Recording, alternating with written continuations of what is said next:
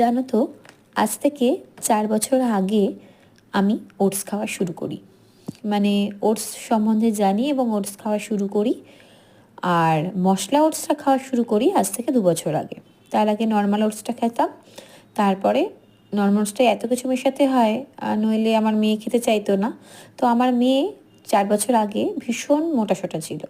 তো ভীষণ মোটাসোটা ছিল না, ভীষণ মোটা হয়ে যাচ্ছিল।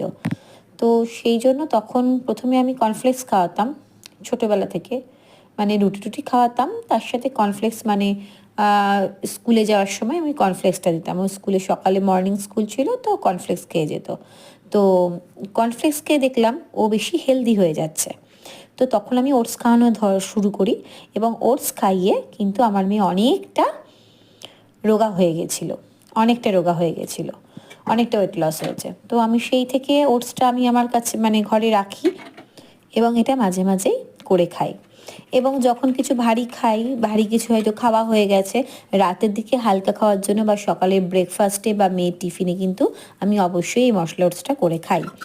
আর আজকে আমি ওটসটা করেছিলাম কারণ একটাই, যে রাত সন্ধ্যাবেলা একটু বেশি হেভি খাওয়া হয়ে গেছিলো, তাই রাত্রিবেলা আমি এটা খেয়েছিলাম পাস্তা সস আর একটু সামান্য মেয়োনিজ দিয়ে।